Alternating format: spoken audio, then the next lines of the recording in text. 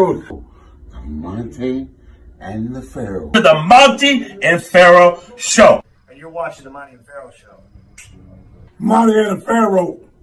With Monte and the Pharaoh. Monte and the Pharaoh. It's Monte and the Pharaoh. Monte and the Pharaoh. Monte and the Pharaoh.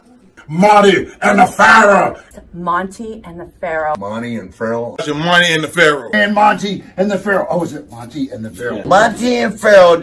The Monte and the Pharaoh Show.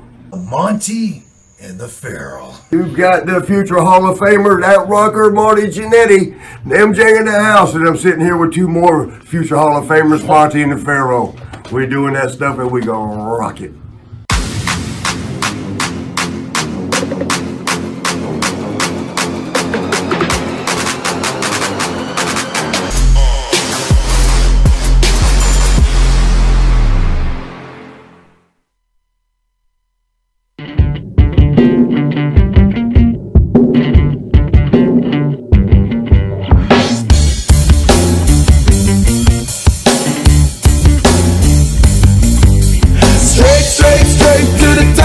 We're living this life, not just dreaming it, we're doing it for it. Straight to the top. Working hard every day just to leave out that tower.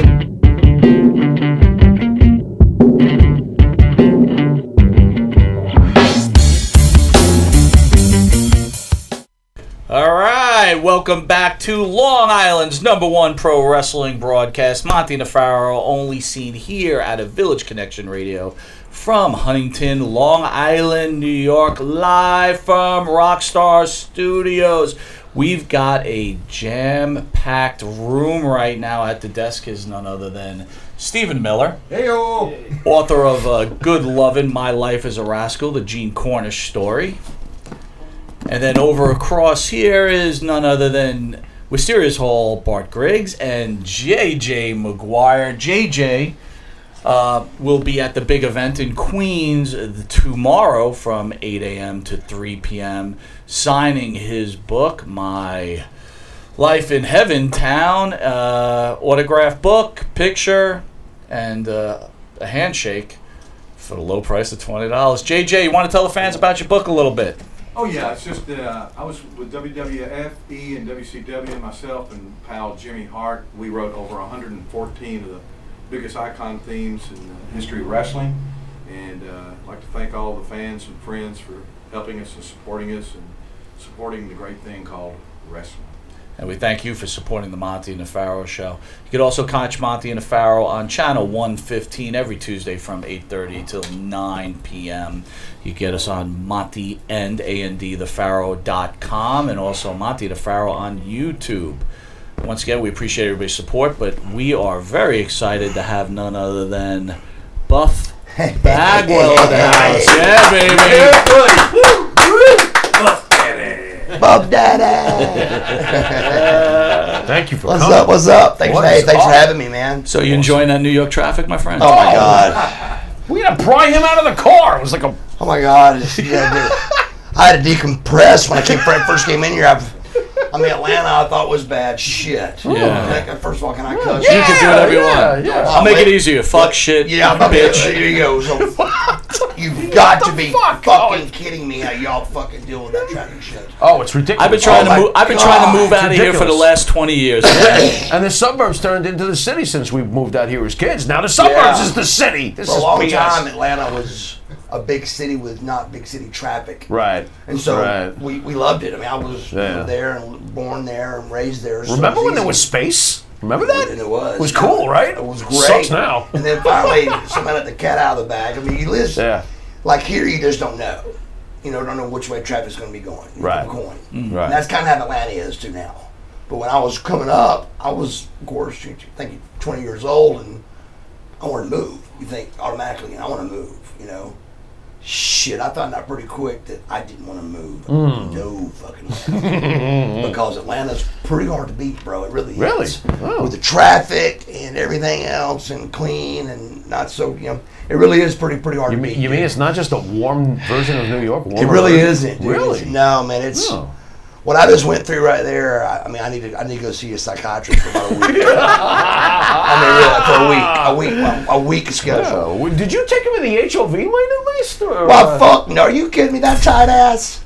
Are you shit? tight ass! Oh my God. Well, isn't this a surprise? Another person that hates Eric Sims. What? Oh my God! What is going on here? What a mess he is. What'd you take him in?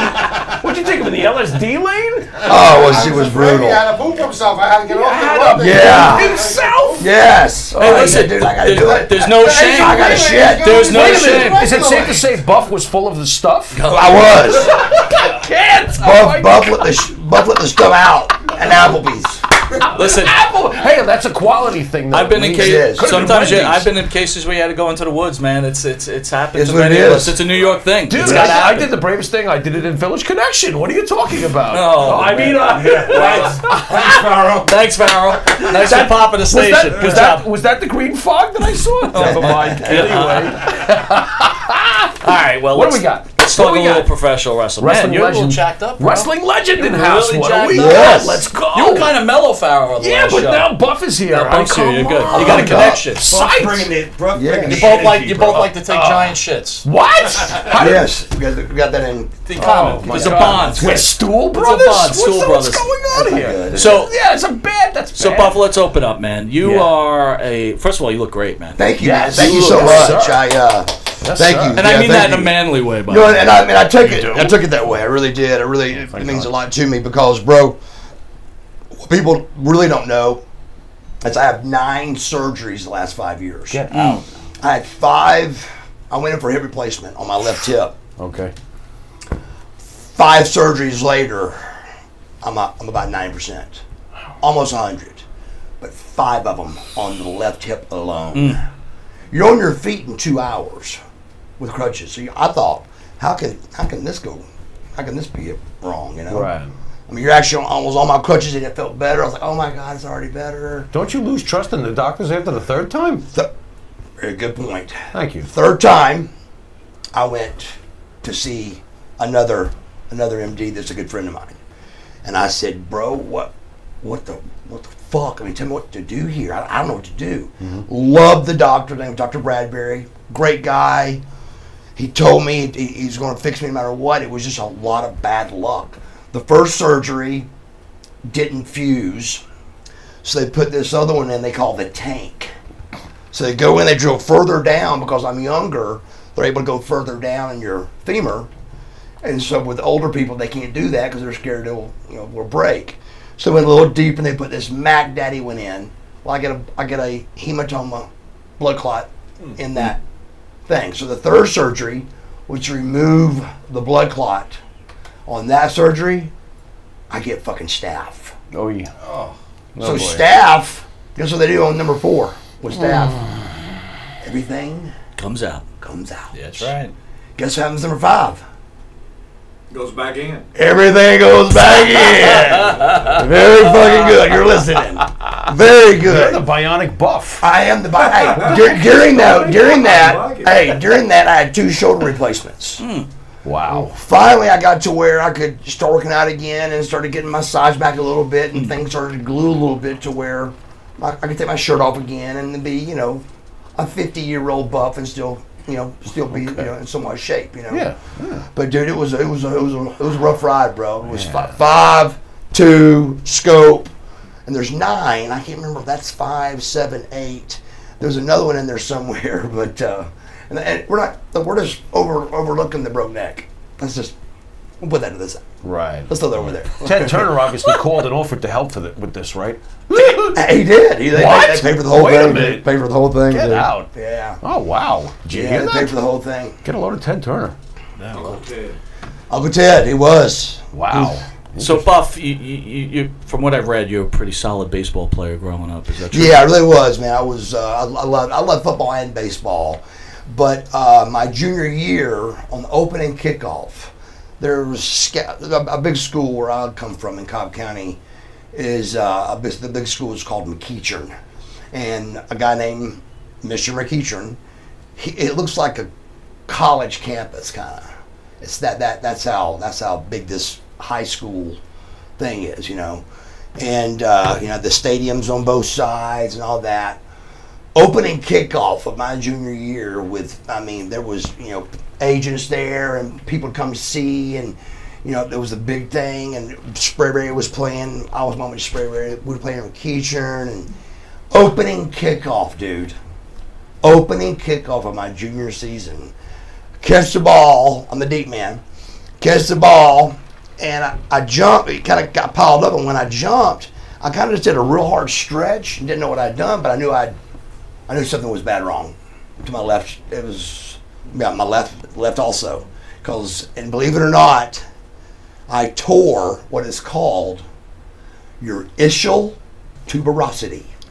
Look it up, motherfucker. I don't believe that's true. Look it up. Ischial tuberosity. Ischial tuberosity. Wait a minute, wasn't that Godzilla's opponent? That was it. He was part of that. Okay. And then Godzilla kicked his ass, and then kicked my ass. He smoked his ass. So what is the ischial So what it is, tuberosity? believe it or not, your ischial tuberosity is you got 3 hamstrings. Okay. And they come up and they tie to this little bone about this big. Oh. And they all attach to that bone. Not anymore. And that bone attaches to your pelvis. Right. I ripped that off my pelvis. So you can imagine, so I lost a step and all that. So I went from real quick from football to just saying, look, that ping this, pong. I lost this, I still played a year, but it was baseball. Baseball was the big deal, and I was a big, huge.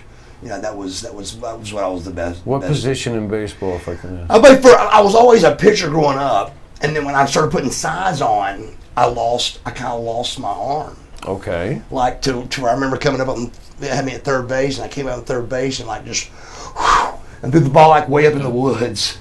So what was mom and dad, I guess, or were they? Mom Stop was lifting weights, dude. Well, that's what they tried to do. I don't know what it was. Nobody could get me to stop. But that's what they tried to do, and even the coach would go by Sports Life. It's called Sports Life back then, Sports Life Fitness, and he'd even go by. I remember hiding in the gym because whatever reason it was, I was dead set on being big. You just wanted to be big. I wanted to be fit. Regardless, I wanted to look good. So when did you start hitting the gas? God, that was in high school. Yeah. Okay. My sophomore year, I took Dianabol. It was like the big, sure. easy one. That was the old school stuff, right? Old school shit, So, but then at WCW, bro, it was tough because they were all over our ass. Really? Keep in mind, they called it. We Wait a minute, randomly pick y'all. Yeah, that's how Scott Steiner, you. Randomly, it was always me, Scotty, Lex. Right. So, even though we could do a few things, right behind you is your fucking test of life, right? And $750,000 at that stage is gambling right behind you right here. So did you feel it necessary to keep hitting the gas, considering you had all that money on the line? After we learned more about it, we would always, get jacked up, and you come off, and then you lose weight, and you get back jacked. It's called taking a cycle. Yeah, cycling out. Yeah. And this doctor came in and goes, y'all got it all mixed up. He goes, y'all got to figure out a way to take, low doses, moderate doses, and just stay on.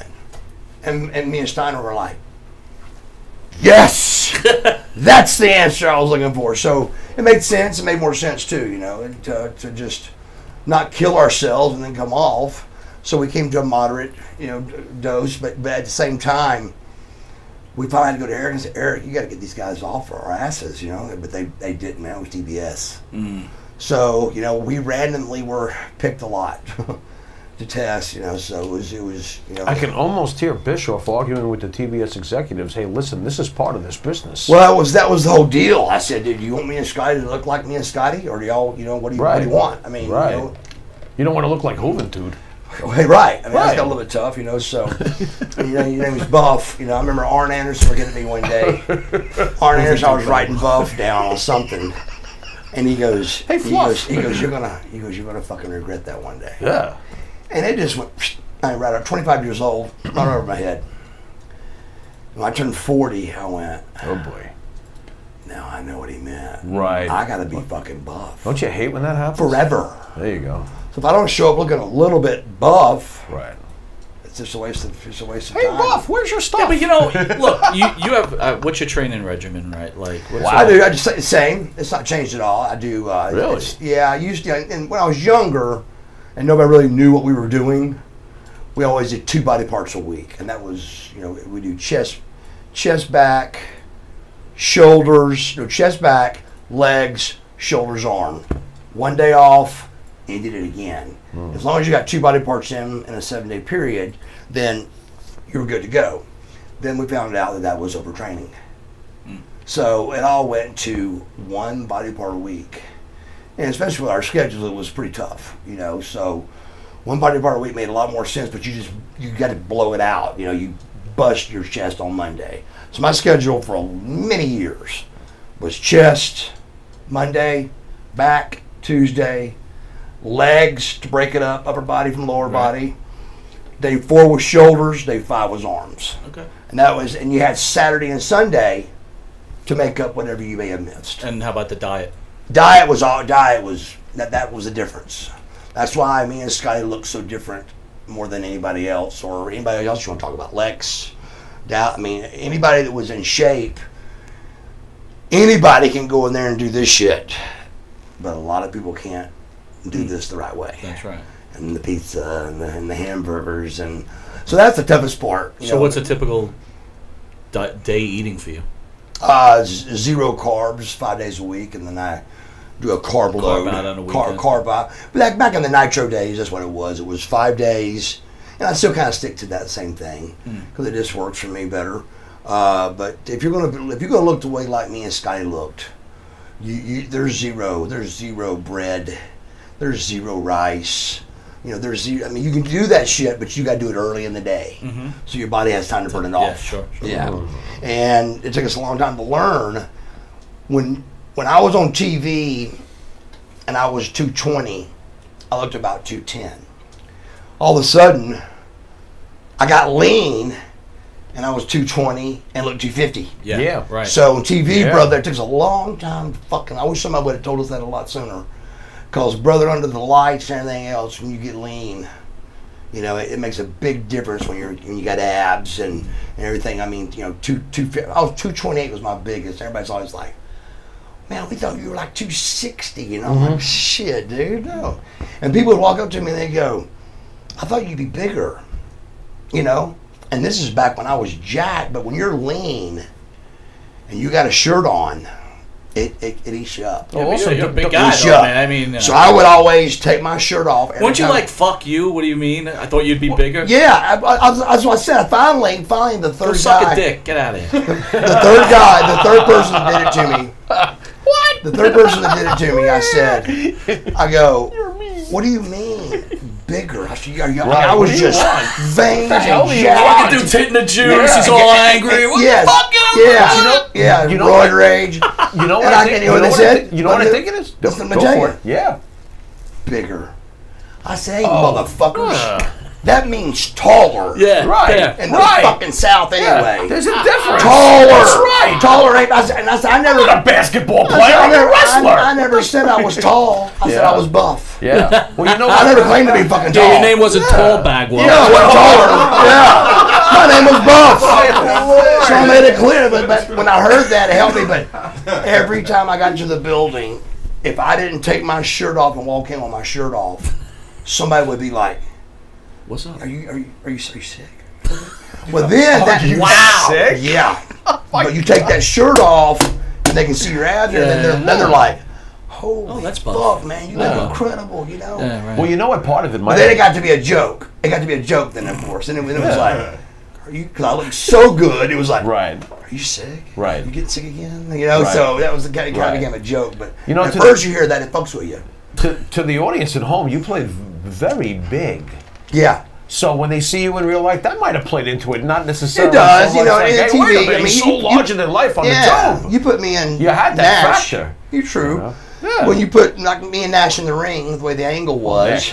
Empire I mean, if he walked in this room right here, it would just blow your mind. Yeah, I could imagine. But for some reason in the ring, it didn't look that different. It didn't look Like he was Well, I that think big it's a on- credit to you too, right? You played big, right? So Right. a lot of today's That's wrestlers absolutely. have a lot of problem playing big. Yes. Like when I talk about playing big, I think about Macho Man Savage, right? That guy was probably Oh, he played 210, big. Oh, yeah. something. Roddy Piper. But Piper. They played big. They Yeah, they they could did. play with the big. You could do it. Yes. Plus, you were a big guy. You weren't a small Yeah, no. guy. You were a big dude. You know, it's not a reverse. It's kind of a reverse anorexia thing, to be honest with you. Yeah. For the guys like me, for guys like me, it's kind of a reverse anorexia because I'd go, God, my arms look small today or something, and people would go, What? Yeah. Are you kidding me? Yeah. But that's exactly what it is. It becomes a kind of a mind fuck. Could I possibly say maybe you love yourself a little bit? What? I absolutely love myself. Hilarious. Kidding me? God. Buff. Better. I love How could you myself. be the character if you don't believe You got this stuff? to. You gotta love yourself. Every morning I roll. And you know what? Everybody should love themselves. I first. agree. You know, I let's agree. go that route. Truthfully. That's right. But I did. 14 work days a year and the rest vacation pay. Michael, I wanted to say something. Buff is a fantastic actor also. He Okay. did a couple of Andy Solaris movies a while back, and Yes. I'm enamored with Buff. There's- Not in love with him yet, Mhm. but Buff is a fantastic performer, but he's also an excellent actor. He stole the thunder from all those girls. They had some big boob girls in this movie, and Buff was. JJ, I don't know if you're aware, but I enjoyed Buff in the Gigolo episode. That Oh, he yeah. was Hey, in. it wasn't bad. That Yeah. one, you were very Yeah. good in that. Yeah. Well, first of all, how'd you get how did you feel about that? The Gigolo thing happened. Real quick, Buff, before you say it, if Yeah, you go don't know it, there's a what's show going on on? Showtime called Gigolos. Okay. It's about gigolos who have sex with women. Oh, Who makes a guest appearance? come Mr. on. Buff Bagwell. Gee, what a shock. Okay, Right? that's Go ahead. excellent casting. So by I the made way. the fifth season, the final episode I was on. Okay. Highest rated show in 5 years. Sweet. So I signed on to the 6 years. Showtime signs me for $240,000 to shoot 12 episodes. hello. I'm excited. Oh my God, this is great. Yeah. They canceled the show. So all I did was the one episode. Damn. Yeah, Oh, the fifth come season, on yeah. now. I think the I chick got you were in was the hot, car. right? She wasn't too I bad. was right? married. You were married at the I was time? married at the time. So I get back in the car. First, let me back up. The reason what happened when the Gigolos thing was I had the car wreck. Right. And that was 2012. And when I had the car wreck, I had changed my number, and I was going to go work for a guy that was my manager that owned a big company, and just going to kind of get out of wrestling and just just go where maybe the next move in my life, And 7 days, he dies. He falls in his house, hits his head, dies of a brain hematoma. I find him dead. So now my numbers change. 7 days later, I roll my Jeep, break my neck again on the exact same day, 14 years apart. Wow. The exact fucking day, I can prove it. April, it was either 22nd or 23rd, but it was Thunder, and it was the exact same day that I did that and broke my neck and knocked all my teeth out, broke my jaw. So, people didn't know if I was going to, quit. Was I going to live, die, whatever. So I called my manager and said, my phone ain't ringing because nobody's got my number. I said, it's time to pull the Mac Daddy.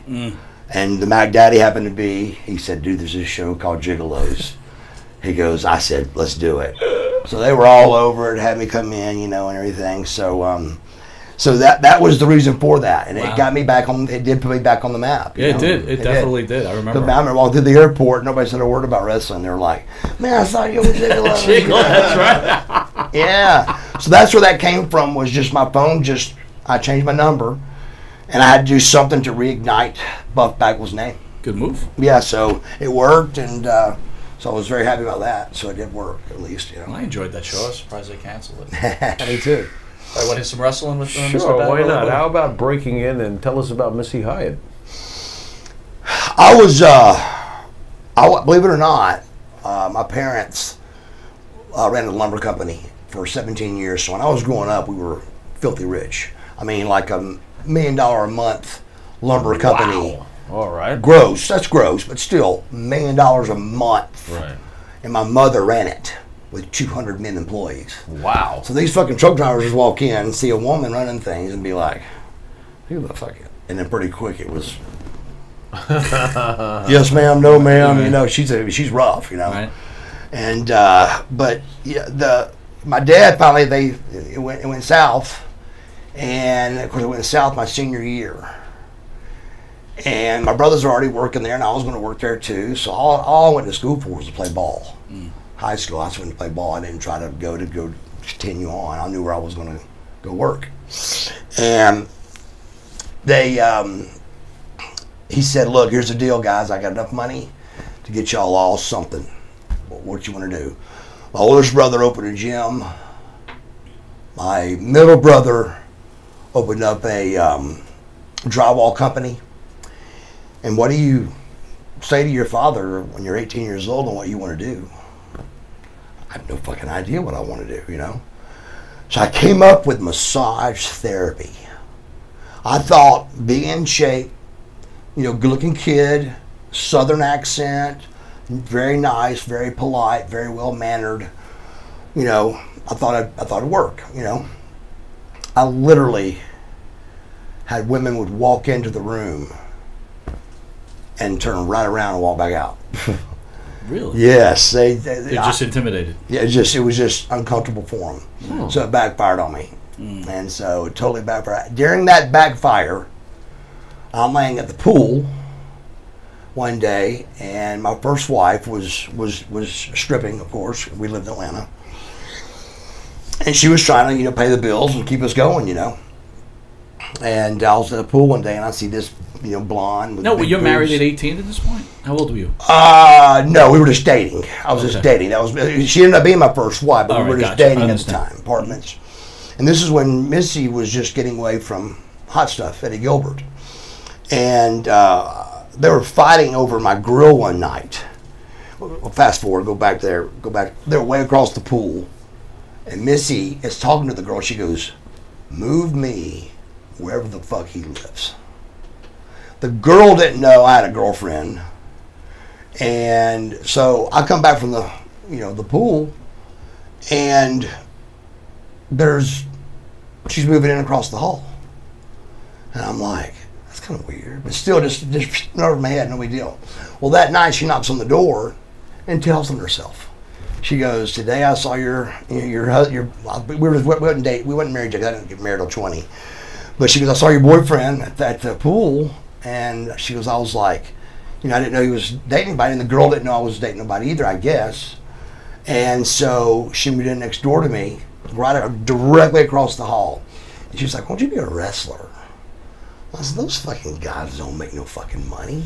And she goes, "Our lowest paid guy makes $100 grand a year." And I said, "Let's run that by me one more time." That's great. Run that by me one more time. What company do you work for? Right. So, but when at first I could give her the same old, I don't really watch it. I watched it as a kid, the same thing we've all been told and said and all that.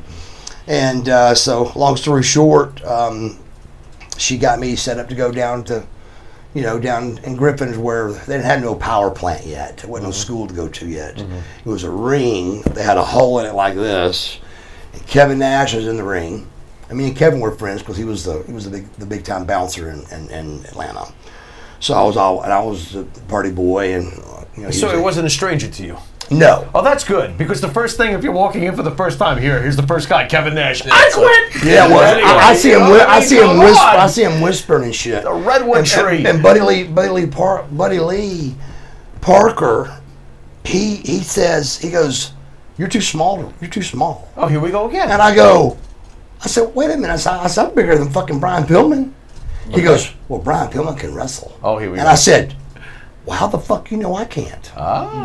Look at you. So there's $3,000 though. You had to go to school, and I said, "I ain't got $3 grand. I don't have that money." So a guy named Steve the Brawler Lawler actually trained me, and he wrote off the Lawler gimmick because he kind of looked like Lawler, and he was pretty famous in the independent circuit, but he never made it big or anything. But great guy, trained me, which was about 3 times they made me the champ.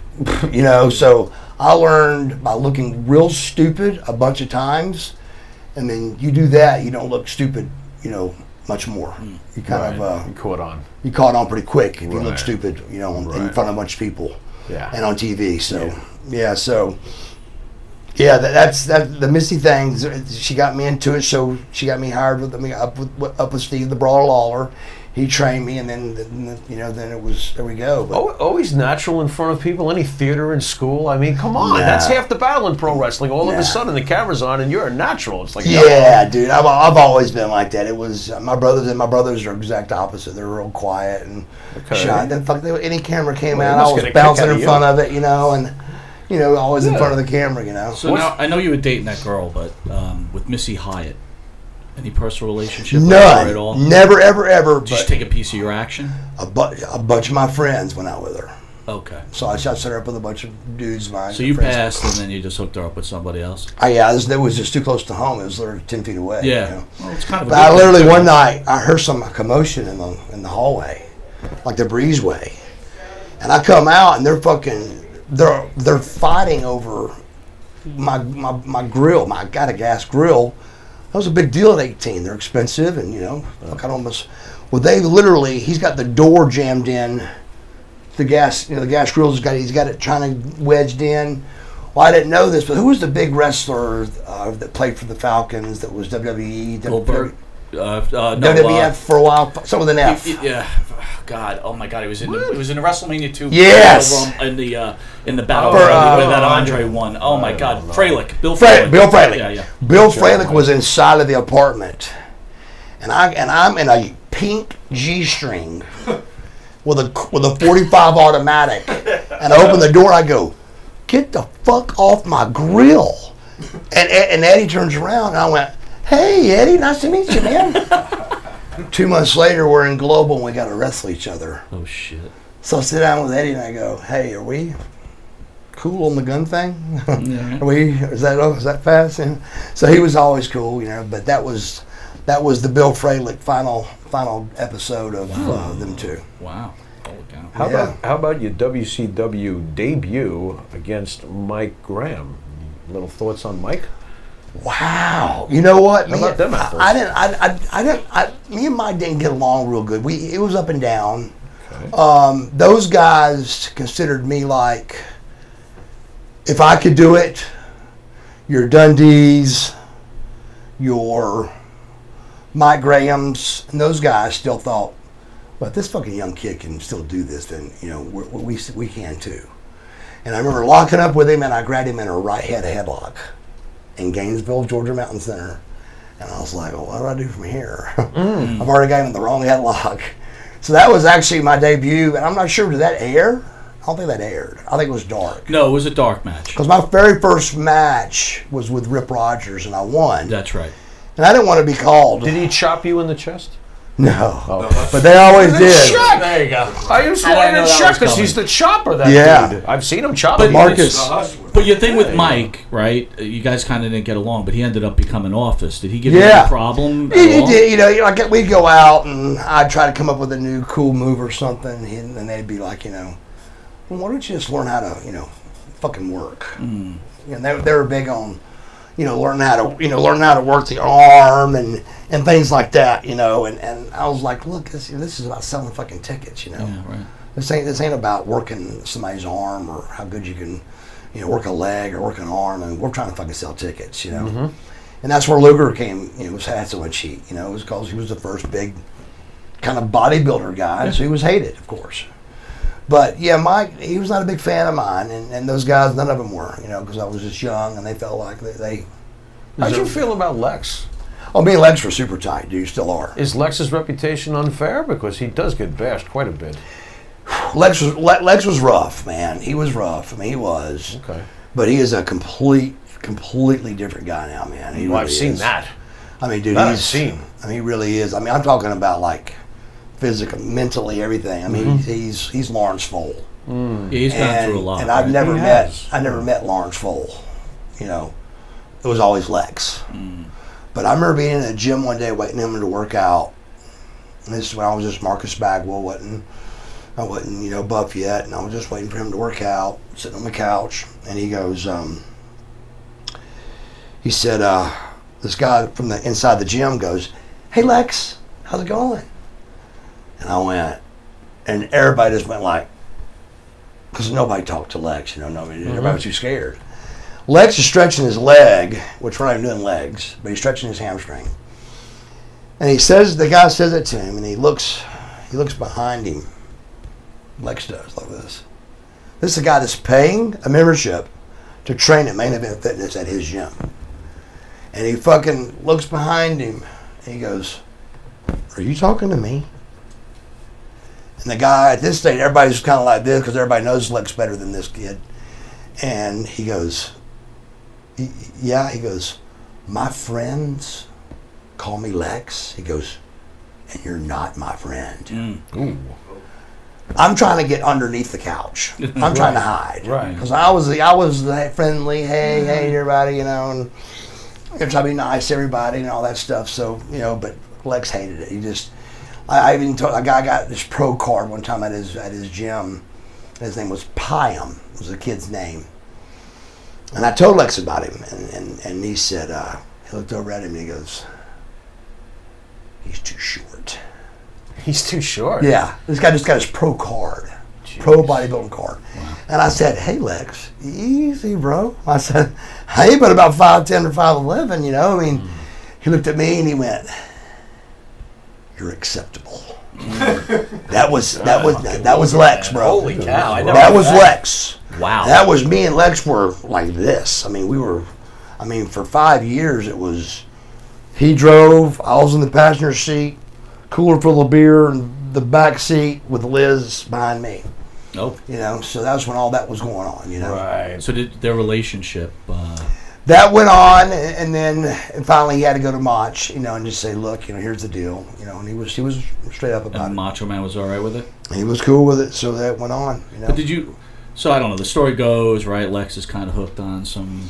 Yeah, prescription shit, drugs. we all were, Right, dude. and Liz kind of was just enamored by Lex, and do you feel that he kind of dragged her into that world? No, by no means at all. Because I remember several times, even when we would take a pain pill or something and have a beer, she would, she'd take a half, or we'd give her, a little something just hang with us, whatever. But what happened was Lex was living, he had two things going on at once, and it was. He called me one day and asked me about it, and I said, "Bro," I said, "all I can tell you is I've been married, at that time I've been married 2 times. I've been married twice. I was a lot younger than you."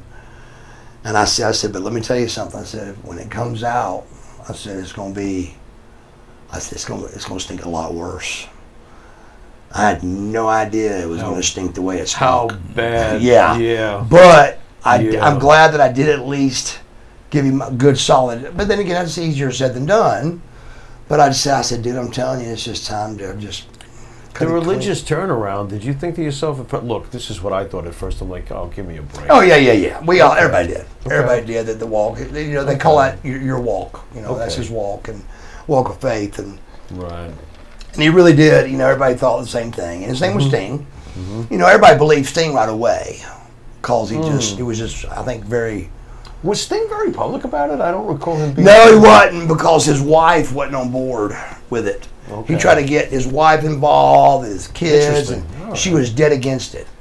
But he got deeper and deeper and deeper. But I was witnessing. It's called witnessing, when you witness to somebody about Jesus Christ and him dying on the cross for your sins and all that at 33 years old. Right. And that's called witnessing. Right. I witnessed, for some reason, God put me on for him to, to save himself, to get saved. Right. And because I gotten saved and was trying to do the right thing and everything, and what really was, and was doing the right thing. And I was talking to him on the way to Charlotte one day, and I look over, and he is just pouring sweat. And he goes, "I'm very uncomfortable talking about this." And I was like, "No problem." Well, then I take sermons I would hear at the church I went to, which is called Woodstock Baptist. Okay. And that's like the biggest, 15,000 members in Woodstock, Georgia. That's large. And it's the only building to this day in Woodstock that's got an escalator. Okay. So it's that big of a church. You get to heaven faster. Yes, you can do it a lot quicker. Yeah, there you go. And you got to run. Yeah. You just take the ride up. Science. Yeah. Oh, sorry. So you're heading to the big event, right? Tomorrow, Yes. Queens, one of the biggest wrestling events in New York. people know, and just so you know, you have some sort of deal with Too Cold Scorpio. That's ESS. You're working for ESS. Yeah, I don't. To be honest with you, I don't know. I really don't. What'd you do? That's just it. I don't know. He says that the things I saw was he said that I did something on a flight where I kind of belittled him a little bit. But man, me and Scorp were always super Because you tagged with him, tight, yeah. man. We were, he was a great guy. We always got along, but. Well, you man, thought you were in the lavatory, but instead he ripped me a new ass. Really? On several podcasts, you know. Wow. And I just never really understood. I still never asked him. So you guys still haven't talked about it? No, I had a shoulder replacement, and he came in we were eating at a signing somewhere, and of course I can't do anything. And so as soon as I see him walking in, I got no idea what's coming. I got a guy that just cut me a new ass. Right. And it's known out there pretty much that I will knock your fucking teeth down your throat. Yeah, that's pretty much. I mean, that's what happened. That's what got me over with the boys, believe it or not. Okay. If you're a prima donna pretty boy in this business, you're fucked. If you're a prima donna pretty boy and you may knock somebody fucking out, you're accepted. There you go. So they saw me knock a guy out in Jacksonville, Florida. And the Nasty Boys counted him out to 10. Oh, that's from that point on. From that point on. You're out. Yeah, from that point on. That's great. And they didn't know that the guy in the locker room sitting like this had been in jail more than everybody in the locker room. Had been in trouble more than everybody in the locker room put together. Right. Been in jail more than probably everybody in the locker room, but I had to act the Marcus Alexander Bagwell role. Right. So I'm sitting there with Ricky Steamboats and your Dusty Rhodeses, and which Dusty's who hired me. And so it was just it was a big deal. But the Scorpio thing, I really don't know. Yeah, I never. what's up with that? So as soon as I saw him come in, I just grabbed all I could see was a butter knife. A butter So knife? I grabbed a butter knife and just to defend myself if he was going to jump me or You're gonna something. put jelly on him or something. He sits down, but is going to put butter on him. Butter knife. He sits down right beside me, almost like knee to knee. Oy. And I'm thinking, here, I don't know what's coming, you know. And he says, how's the shoulder coming, man? Oh. And I still didn't know where that was going, you know. I said, we're old now, man. We're getting older now, you know. So that conversation is the only time we spoke, and it was nice, pleasurable. And then I saw another podcast read. He lit me up, you know. So, but I've got no heat with Scorp. I really don't. I just defend myself. You're at the ESS table Yeah. together, so it should be pretty interesting Wait for a the fans. minute, we're gonna be there. Yeah, Oh it's gonna my be God. exciting. Yeah. All right, so look, we're gonna hit the band, and Buff, you're gonna sit between me and the Pharaoh here. Okay. We're gonna play something called Hit It or Quit It. Usually put it up on the screen there, but we'll look at my computer screen. Our super producer here will be showing the fans what you're looking at. Okay. And we're gonna look at it. So you're gonna go to the band, right? Yes, sir. All right. Okay. Go to the band.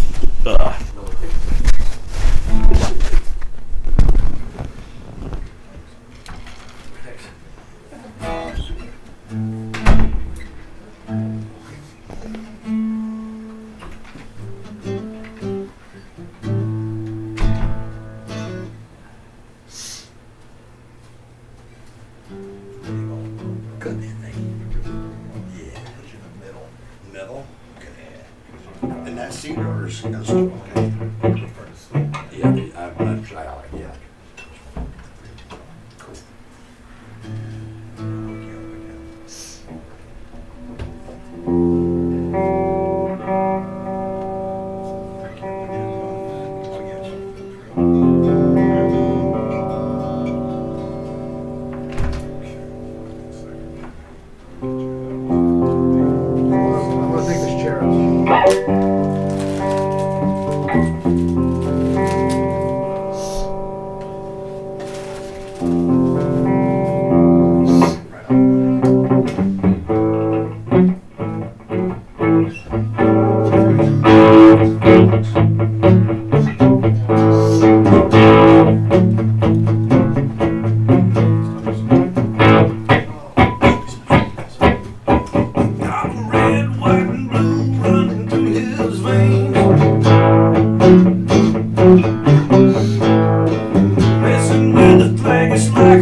in his face.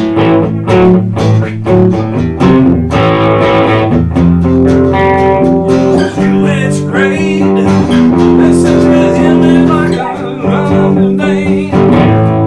He's American made. He's American made.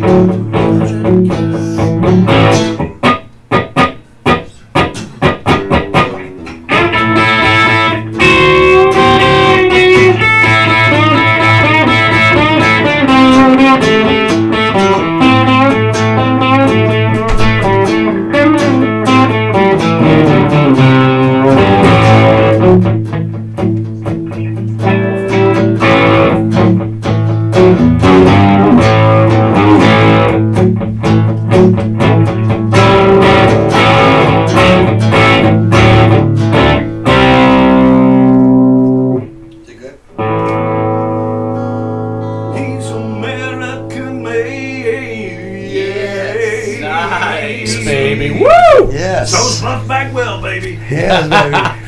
That is That sounds like Jimmy. Very That good. is J.J. McGuire and Wisteria Hall's own Bart Griggs live in studio. We just dropped this new single, by the way. If you check it out on Reverb Nation, it's called Riding High. That's us. It's endorsed by our Cool. good friend Rock and here. roll. I think he liked it. Riding high.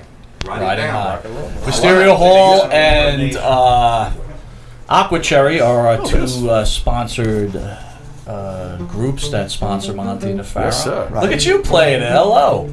All right. So we're going to hit it or quit it. Buff? Love it. The idea behind this is we're going to show you some pictures, Yeah. elaborate, have fun with it, and we want to know if you'd hit it or quit it. No one wants to hit it better than like the it. great Buff Bagwell. Absolutely. It's perfect. All right, here we go, ladies and gentlemen. Here we go. I hit it. Oh, Oh, that's that's me. you! Oh, he's doing himself! Loves Yeah, himself, my man. God, I told you, you gotta love yourself. You gotta love It's yourself. consistent. You gotta love yourself. I'd hit it. Hey, look. If I went that way, I'd hit it too. Me three. All right, you ready? Right, thank you. See there? Here we go. It's time to hit it or quit it. What do we got? What do we got? Here we go. Oh, my God. My personal friend, Miss Alexa Bliss. And close friend of Yes. Mike A Mine. close friend of mine, That's a WWE That is diva. that is a definite hit it. I mean, my Do God. you watch right? today's? Absolutely. Do you watch Okay. today's wrestling at all?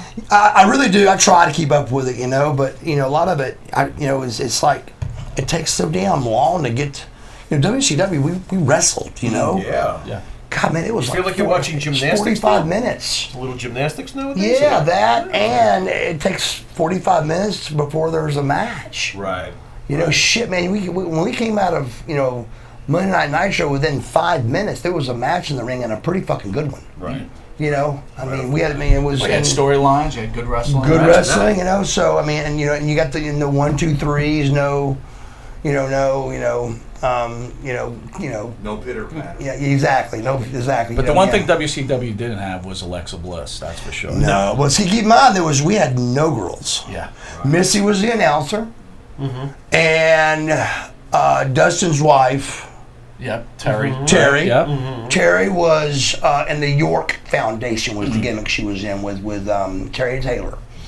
And to be totally honest with you, that's the only two girls I can remember Macho brought in George later. until that, Right. until And the then George, and then, Alunda Blaze, who was Medusa in WCW. yeah, and then we had right? Medusa. We had Scary Sherry, and Wait a minute, but you had Keebler came in, right? we had And Tori Keebler came Wilson, in. yeah. But at first, dude, there was Nothing. no Right. girls, no TNA, No and all. Fabulous Moolah, no nothing. no, nothing. All right, But next that's up. hit it. Next one. Mandy Rose. Good God. Do I Good answer that? God Almighty. Buff, insert stuff. Let me ask you this. If you were doing gigolos and they said, hey, look, you have to do the episodes for free, but you get to be with Mandy Rose, would you have done it for free? No.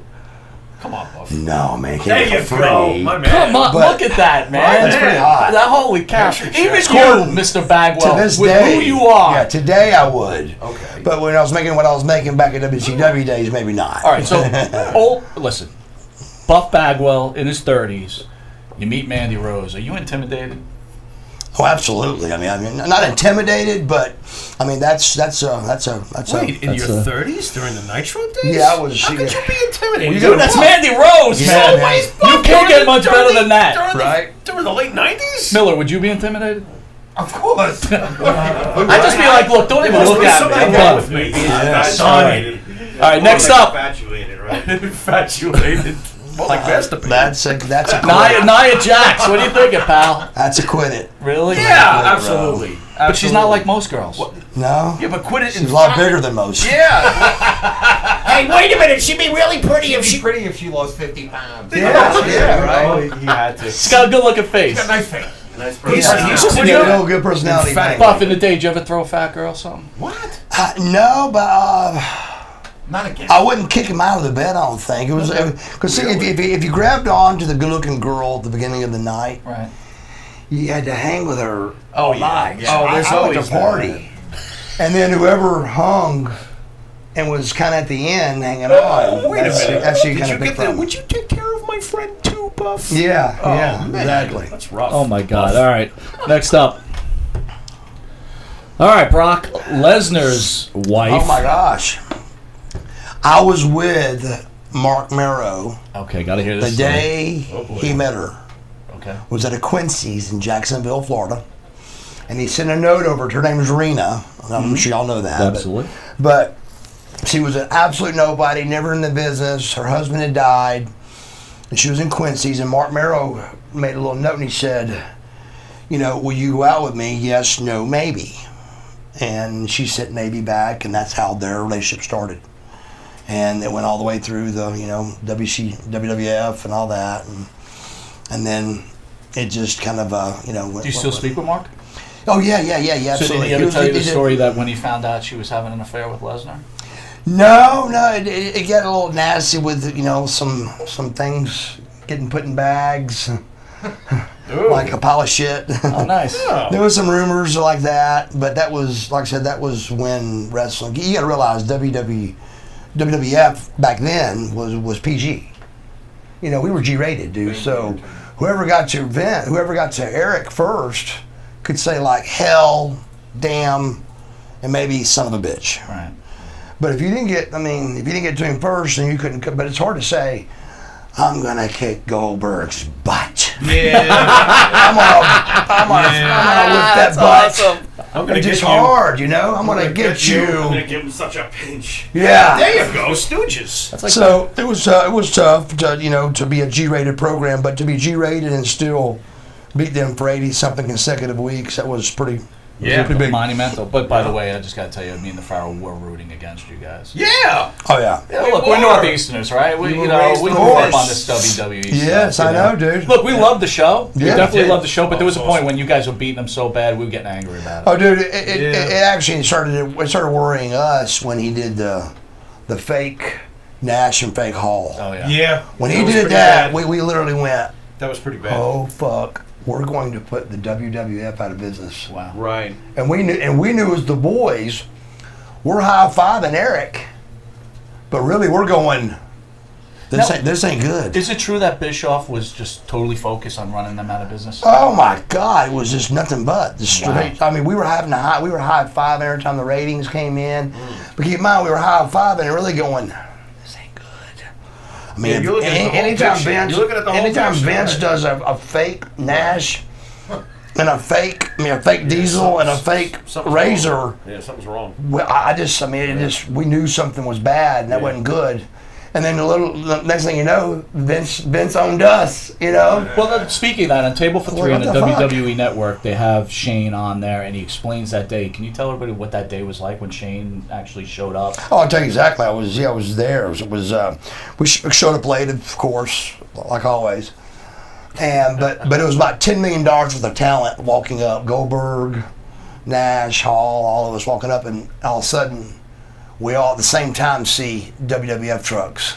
And there's nothing that's going to be good about that. That's not good. So we all kind of split off to our people to go find out from our clique What's up? what's going on. Well, we didn't have no more than about 5 minutes of that before they go, hey, Shane McMahon's got a meeting in this room here. So there's 100 some odd wrestlers in a room with referees, everybody, this little small little room, and he goes, I just want everybody to know that we own the company. He goes, we're going to keep some wrestlers, we're going to fire some wrestlers, we're going to keep some referees, we're going to fire some referees. He said, but he said, I just want everybody to know that, you know, that's the situation. We own the company. It was more than 5 minutes long, and about half the people went like, you know. I remember looking over at Lex, and of course Lex is just. He's like, I'm fucked. And keep in mind, we were the World Tag Team Champions at the time, and we didn't make the first show. So I'm leaving to leave. Well, Lex comes running out, going, "Wait a minute, they got us in an interview."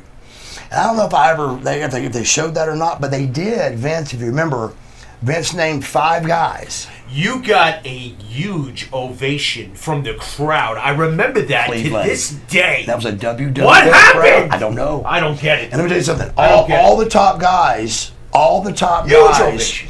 all the top guys said, if Vince McMahon said your fucking name on TV, he goes, Yeah. you're him. Yeah. That was Luger's, you know, people that had worked for him, and Steiner's, and You they go, and Steiner dude. together too. I never All right, understood. I don't want to how they break didn't this pull love that trigger. connection here, Yeah, but right. we're going to run through this love thing here. connection. All right, Sonny, real quick. Oy. At one time, I hit it. Realistic answer. Did you hit it? No, at one time I would have. All right. Me too. But she's I hit it right now anyway. yeah. Dan Romano, Pizza Boy. Now we'll get by that, right? Oh my holy hurl, Batman! What the? Who is that? That's Fox. Alicia Fox. Alicia Fox. From WWE. I don't. Would you hit it? Oh yeah, absolutely. Hell yeah. Who was that? Okay. Next up. I don't know who that is. Let's move Yeah. past. What the hell? All right, Charlotte Flair.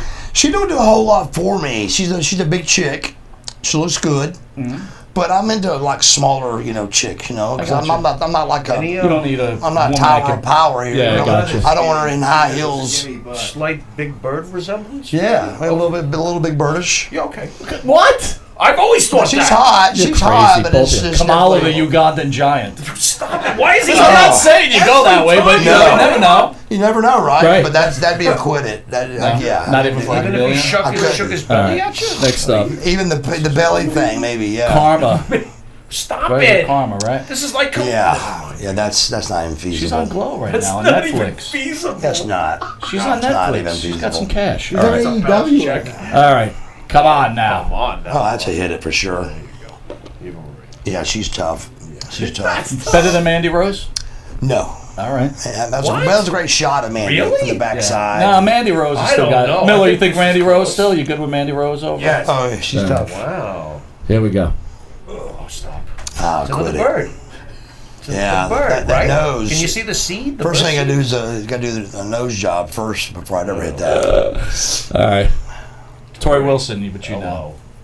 Oh yeah, Tori. You know, she believe it or not, Billy Kidman was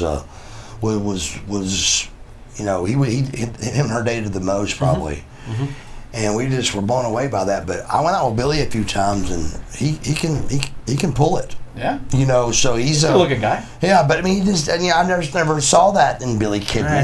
It's the hair. And we'd be out somewhere, It's the and there'd be more girls over talking to him. I was like, Yeah, it's the hair. I'm fucking Buff Bagwell here. what's Are you going on kidding here? me? Fuck you, Kidman. Billy Kidman?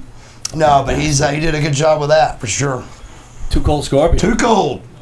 Gonna hit it? No, I can hit that. Literally? Yeah. Too cold. You know what, Eric? I'm putting you in a situation, I bro. love Too Cold, man. I think Too Cold's great. I really do. I think you're gonna hit it tomorrow. Literally. Sasha Banks, the best ass in wrestling. His ass in wrestling. Yeah. Steve, She's tough.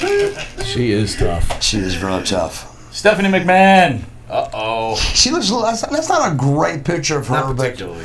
but she's. I think I would hit it. I would. Yeah. Finally, Stop Shawn it! Michaels. God. Is he hitting Shawn With a Michaels? beard? Without. With the beard. Wow. Oh, it's so rough on my stuff. It does, right? It's right. It's tough. It's rough on my stuff. Eric, where are you going to be at, brother? What's going on? All right, no BS. It's your cult hero. It's ESS. And tomorrow's a big day. It's the big event that's over at the LaGuardia Plaza Hotel in Queens, New York, over by LaGuardia. And we got the Buff Bagwell, the Patriot. That's right, Stars and Stripes reunite. We got Too Cold Scorpio, the famous tag team from the '90s. They're back together. Think there'll be a brawl, maybe? I hope not. Not on my watch. No. Not on my watch. No, I think pushing it. Anyway, Disco okay, Inferno is going to be there as well. He's part of the team, as well as Doom, Ron Simmons, and Butch Reed, and everybody except the Patriots going to be with us down in Bayville tomorrow night for SWF Live. And then Buff, are you wrestling? Yeah, wrestling? yeah, That's awesome. Wrestling Disco Inferno. You're wrestling night. disco. Yeah. And then Interesting. Sunday, we're in Allentown, Pennsylvania, Pro Wrestling World at the Fairview Fire Company, and my whole crew is going to be there along with some of the other people from the big event convention, and it's going to be good. It's going to be a good day. And anything with ESS, it's ESSpromotions.com, and you can stay up to date with all the upcoming stuff with ESS. Yes. All right, before we cut out, Buff, last question. Would you hit or quit Eric Sims? Oh my God! Come on, Buff Daddy! Come on, Buff Daddy! He changed the camera angle. All right, man. We're coming back in with Hillbilly Jim. Buff, I want to thank you. What a great interview. Guys, You man, are I really fantastic. enjoyed it, man. What a great interview. Thank you guys so much. I really Thank you guys appreciate it. so I want much. to thank Wisteria Hall, JJ McGuire, always Eric Sims. We will see you tomorrow at LaGuardia, Monte The Pharaoh. And We'll also, be at hey, real LaGuardia. quick, I also want to say, you can stay in touch with me, my calendar, my schedule, everything is MarcusBuffBagwell.com. You got it, So my check friend. it out, man. MarcusBuffBagwell.com, and check it out, and then it shows where I'm at. And you are watching Long Island's #1 pro wrestling broadcast, only seen here out of Huntington, New York, Village Connection Radio, every Thursday, 8:05 to 9 p.m. Stay tuned. In about 10 minutes, we have Hall of Famer, Hillbilly Jim. That's huge.